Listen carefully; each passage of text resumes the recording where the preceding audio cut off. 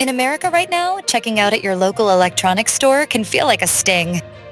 The phone in your pocket and the laptop you rely on for work suddenly require a much fatter wallet.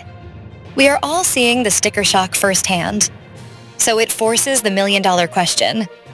Did the new tariffs actually cause these recent tech price hikes? The short answer is yes, absolutely. The connection is direct and unavoidable. But this is not just a simple cause and effect story. There is a deeper, more unsettling reality about policy, politics, and who really pays the bill. The situation is more tangled than a cheap charging cable. Let us first look at what is actually happening on the price tags. According to the Adobe Digital Price Index, online prices for electronics, appliances, and computers saw their biggest monthly spike in over a dozen years at the start of 2026. We are not talking about a few pennies here and there. Companies like Columbia Sportswear openly admitted they are hiking prices by a high single-digit percentage purely to offset the dollar impact of high tariffs. Levi Strauss also joined the chorus, pushing up prices in direct response to the new import taxes. They are not even trying to hide it anymore. The cost of making and moving goods has skyrocketed, and that bill lands on us. So where did this all start? The roots trace back to what was branded as Liberation Day on April 2, 2025. That was the moment a baseline 10% tax landed on virtually every imported good entering the United States. This blanket approach was followed by even harsher country-specific penalties, particularly against China, which saw rates climb to staggering levels. While some categories like smartphones initially grabbed temporary exemptions, the damage was already spreading through the supply chain. The raw materials, the subcomponents, the packing peanuts in boxes, all of it got more expensive to move.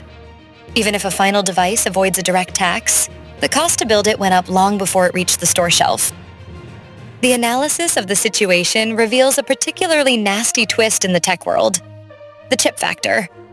Research from Yale University shows that the effective tariff rate hit highs not seen since the 1930s, which economists estimate is adding hundreds of dollars annually to the average household budget.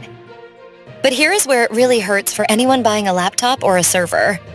Analysts at firms like TechInsights and Fab Economics warn that the semiconductor tariffs could trigger system-level price increases of 50 to 80% for enterprise gear. Imagine your small business needing a new server or your IT department planning a network upgrade. Those budgets are getting obliterated. While huge players like Apple or Nvidia have some leverage in domestic manufacturing plans, the smaller device makers are stuck between a rock and a hard place. They either eat the cost and go out of business, or they pass it on to you. Of course, the big question is whether this is a necessary pain for a long-term gain. The administration argues that making foreign goods more expensive will force factories to sprout up in Michigan and Ohio again. Building a semiconductor fabrication plant in the United States is a massive, multi-year, multi-billion-dollar undertaking. You cannot flip a switch and build a domestic iPhone overnight. In the meantime, we are just paying a massive tax on the devices we need right now. It begs the question, are we willing to gamble the affordability of the entire digital age on a manufacturing boom that might not fully arrive for another decade? The reality is that the trade war is not a far-off news headline. It is a line item on your Best Buy receipt. The cost of staying connected, being productive, and simply participating in the modern economy has a new surcharge. Whether you agree with the policy or not, the math is clear. For now, the price of progress just went way up. I hope this breakdown helps you make sense of the headlines. If you found this analysis useful, please drop a comment below with your own experiences. Have you held off on buying a new gadget recently?